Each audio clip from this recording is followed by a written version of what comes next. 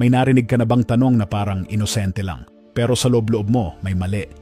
Maamo ang boses, may kasamang ngiti, pero pagkasagot mo, parang nahulog ka sa isang laro na hindi mo pwedeng mapanalo.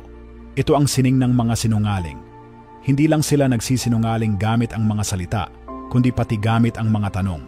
Kasi kapag hindi mo nakita ang kanilang diskarte, ikaw mismo ang mapapaisip, magdududa sa sarili, at minsan, aabot pa sa puntong ikaw na ang nagsosorry para sa mga bagay na hindi mo naman kasalanan. At habang nangyayari ito, sila, nakaupo lang, pinapanood ka habang ikaw ang unti-unting lumalaban sa sarili mo. Alam na ng mga sinaunang Romano ang ganitong klaseng manipulasyon. Sina Seneca, Epictetus at Marcus Aurelius, paulit-ulit silang nagbabala na hindi lahat ng laban ay harapang suntukan. Minsan, ang tunay na laban ay nasa isip. Ang mga sinungaling, bihira silang umatake ng diretsyo. Ang ginagawa nila, nagtatanim sila ng maliliit na buto ng pagdududa. At kapag tumubo na ito, ikaw mismo ang sisira sa sarili mo. At ang totoo, kahit lumipas na ang 2,000 taon, hindi nagbago ang taktika. Mas naging banayad, mas naging tuso, pero pareho pa rin ang layunin. Kontrolin ka, sirain ang tiwala mo sa sarili, at gawing laruan ang emosyon mo. Kaya sa video na ito, pag-uusapan natin ang 5 pinakamapanganib na tanong na ginagamit ng mga sinungaling para manipulahin ka. Pero higit pa roon, ituturo ko rin kung paano tutugon ang isang stoic, kalmado, malinaw, at hindi natitinag. At sa dulo ng video, may hawak ka ng mga kasangkapan para hindi ka na maging pawn ng kahit sino. Kaya manatili ka hanggang huli dahil ito ang klase ng aral na kayang magpalaya ng isip at magpatibay ng loob. Question number 1. Bakit ka ba masyadong sensitive? Kapag may nagsabi sa'yo ng, bakit ka ba masyadong sensitive?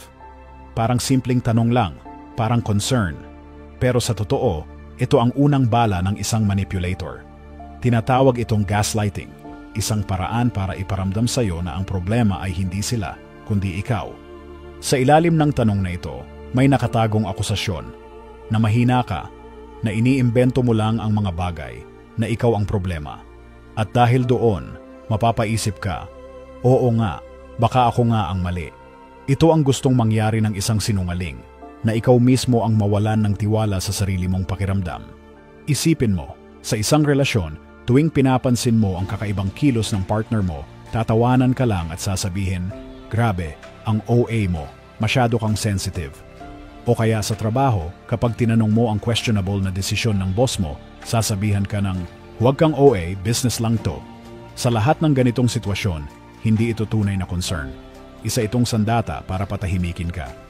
Bakit? Kasi gusto nilang alisin ang pinakamalakas mong depensa, ang awareness mo. Ang pagiging sensitive, na akala ng iba ay kahinaan, ay siya palang radar mo laban sa panganib. Ang taong nakakaramdam agad ng kakaiba, siya rin ang unang nakakahalata ng mali. Halimbawa, isang financial analyst na napansin ang maliit na discrepancy sa accounts. Pinagtawanan siya, sinabihan pang paranoid. Pero nang lumabas ang investigasyon, malaking milyon-milyong fraud pala ang natuklasan. O isang asawa na nakaramdam ng kakaibang kilos ng partner niya. Sinabihang nag-overreact. Pero kalaunan, lumabas ang totoo. May pagtataksil pala. Ang Stoic philosophers malinaw dito. Sabi ni Seneca, we suffer more in imagination than in reality. At ito ang ginagamit ng mga manipulators. Dinudungisan nila ang imahinasyon mo para magduda ka sa sarili. Pero tandaan, ang sensitivity ay hindi kahinaan. Ito ay kakayahang makakita ng mga bitak bago pa ito tuluyang bumagsak. So paano tutugon ang isang Stoic? Hindi sa galit, hindi sa depensa. Ang Stoic ay mananatiling kalmado. Sabi ni Marcus Aurelius, if someone can prove me wrong and show me my mistake, I will gladly change, for it is truth that I seek, not victory. Ibig sabihin, kung may tunay na concern, bukas ang isip. Pero kung ginagamit lang ang tanong para patahimikin ka, kalmado mong ibabalik ang frame sa kanila. Subukan mong sagutin ng diretsyo, hindi ako sensitive. Observant ako. Naiirita ka ba sa totoo? Isang linya lang, pero sapat para mabunot ang maskara nila. Kasi sa isang iglap, ang spotlight bumabalik sa kanila. At doon mo makikita kung sila ba ay handang magpakatotoo o mas lalong magtatago. Kaya tandaan mo, kapag sinabihan kang masyado kang sensitive, huwag mong ikahiya. Dahil ang pagiging observant mo ang mismong depensa mo laban sa kasinungalingan. Question number 2. Nagtitiwala ka naman sa akin, di ba? Sa unang dinig, parang harmless lang ang tanong na ito. Nagtitiwala ka naman sa akin, di ba? Ang lambing pakinggan parang galing sa taong may malasakit. Pero kung titignan mo ng mas malalim, isa itong bitag. Bakit? Kasi ang taong tunay na mapagkakatiwalaan, hindi na kailangang humingi ng tiwala. Hindi nila kailangang pilitin ka. Ang mga gawa nila araw-araw tuloy-tuloy, yun na mismo ang patunay. Pero kapag may isang taong biglang nagtatanong ng ganito, ang totoo nilang sinasabi ay, huwag ka na mag-isip, huwag ka na magtanong, ibigay mo na lang ang kontrol sa akin. Kung may business partner ka na ayaw ipakita ang financial records, pero uulit-ulitin sa'yo ang trust me. Kung may partner ka na laging nagtatago ng phone, pero kapag tinanong mo, ang sagot ay, hindi ka ba nagtitiwala sa akin? Mag-isip ka. Dahil hindi tiwala ang itinatayo nila. Ang hinihingi nila ay blind faith. Sabi ni Epictetus, it is impossible for a man to learn what he thinks he already knows. Ibig sabihin, kapag pinipilit ka ng iba na huwag magtanong, gusto nilang i-shut down ang curiosity mo. Gusto nilang iparamdam sa iyo na mali ang pagiging maingat at na ang paghingi ng ebidensya ay tanda ng kawalan ng loyalty. Pero ang totoo, ang pagiging maingat ay hindi betrayal. Ito ay karunungan. Paano tutugon ang isang stoic? Hindi sa pamamagitan ng panik o depensa. Sa halip, kalmadong babalik siya sa prinsipyo ng apatheia, ang kakayahang hindi magpadala sa emosyon. Kapag tinanong ka ng nagtitiwala ka naman sa akin, di ba? Huminga ka muna. Huwag magpamadali sa sagot. At kalma mong ibalik ang tanong. Ang tiwala ay nakukuha sa consistency. Gusto mo bang baliwalain ko ang judgment ko? Sa isang linya, nababaliktad ang frame. Dahil ngayon, sila na ang may dapat ipaliwanag, hindi ikaw. Ang isang taong may integridad, hindi sila ma-o-offend. Sa halip, ipapakita pa nila araw-araw na kaya silang pagkatiwalaan. Pero ang isang sinungaling, doon mo makikita ang maskara nila. Mag-iiba ng usapan, magagalit, o biglang magiging defensive. Tandaan, ang tiwala ay parang fortress. Hindi ito ipinapamigay sa pressure. Unti-unti itong binubuo, stone by stone, sa pamamagitan ng oras, katotohanan at consistency. Kaya kung may humihingi sa iyo ng blind trust, mag-ingat. Dahil baka hindi respeto ang hanap nila, kundi control. At ang stoic, hindi basta nagbibigay ng ganoong kapangyarihan. Para sa kanila, mas mahalaga ang katotohanan kaysa sa panandaliang katahimikan. Kaya huwag kang matakot na maging maingat. Dahil ang tunay na tiwala, hindi hinihingi, kusang dumarating. Question number 3. Inaakusahan mo ba ako? Ito ang isa sa pinakatuso at pinakakaraniwang taktika ng isang sinungaling. Sa unang tingin, simple lang ang tanong. Inaakusahan mo ba ako? Pero sa likod nito, may matinding diskarte. Isang paraan para baliktarin ang sitwasyon at gawing ikaw ang nasa depensa. Ganito ang pattern. May napansin kang kakaiba, kaya nagtanong ka. Baka may pera sa opisina na hindi tumutugma sa record, o kaya may kilos ng partner mo na hindi tugma sa sinasabi niya.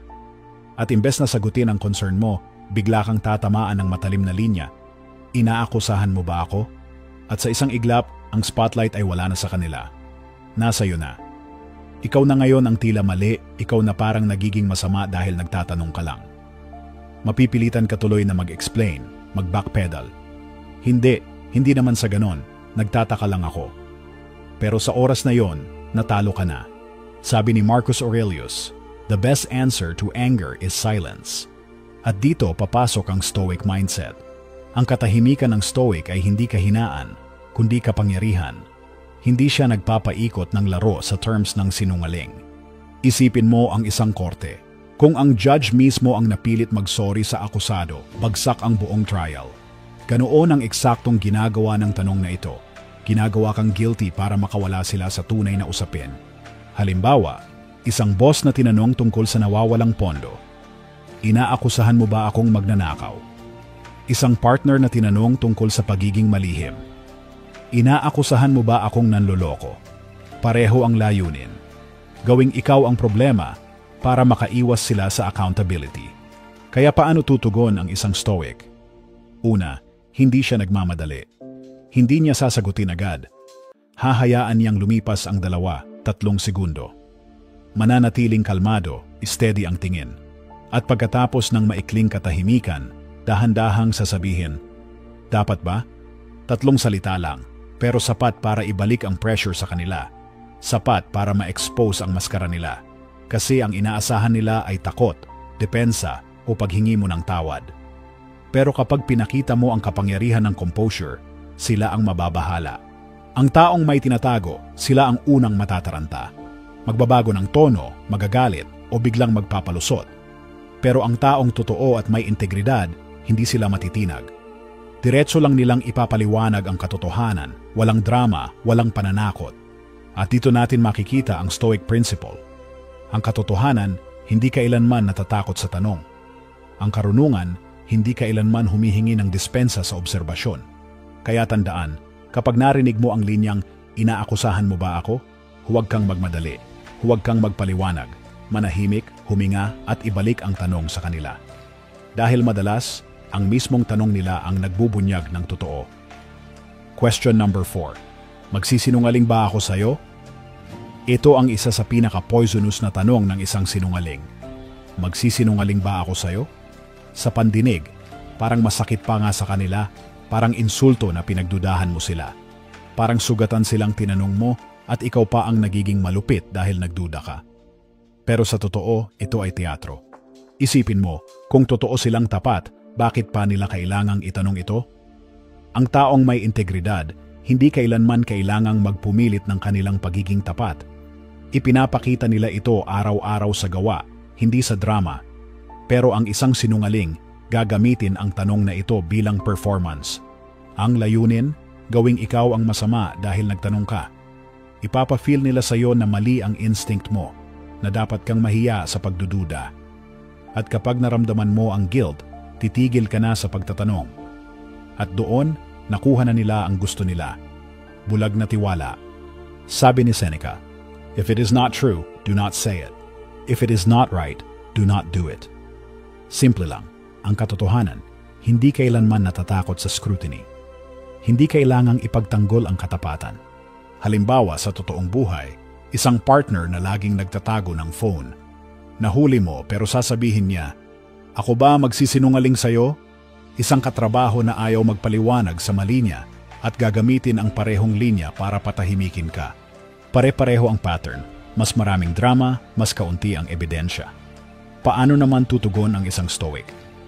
Hindi siya magpapadala sa guilt trip, hindi siya magmamadali para sabihin, "Oo naman, alam kong hindi ka magsisinungaling." Dahil iyon mismo ang inaasahan ng manipulator. Sa halip kalma niyang hahawakan ang sandata ng clarity. Huminga ka muna, hayaan mong dumaan ang ilang segundo ng katahimikan. At pagkatapos, sagutin ng malinaw, hindi yan ang tanong. Ang tanong, malalaman ko ba kung magsisinungaling ka?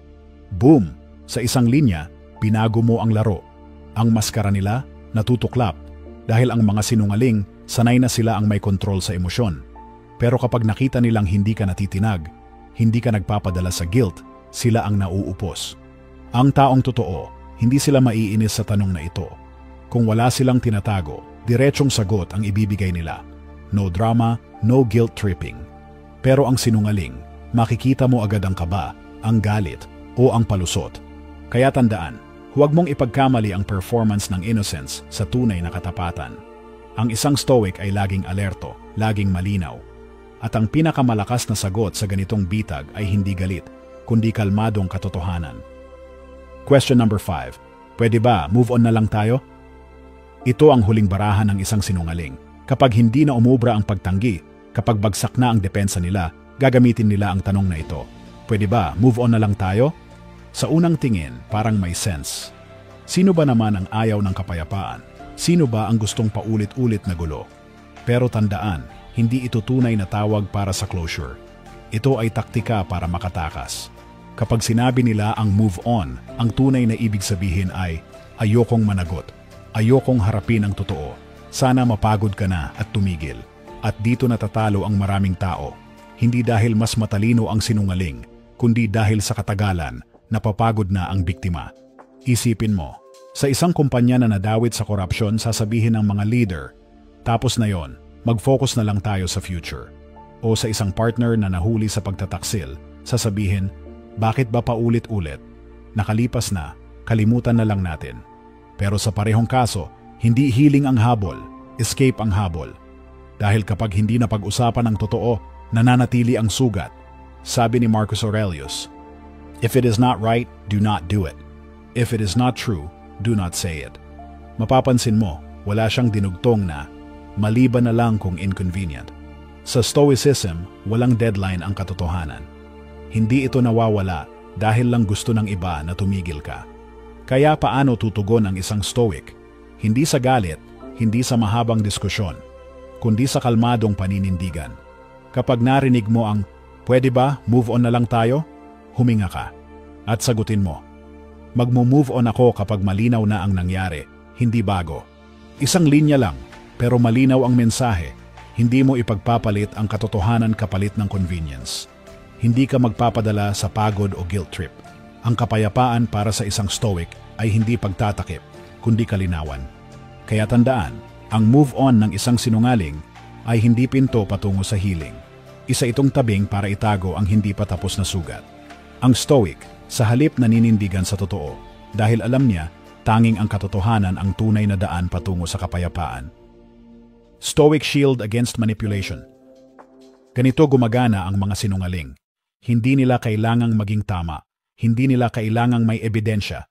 Ang kailangan lang nila ay isang bagay, ang mawala ka sa balanse. Gagamitin nila ang guilt para iparamdam na mali kang magtanong. Gagamitin nila ang kahihiyan para paniwalaing masyado kang sensitive.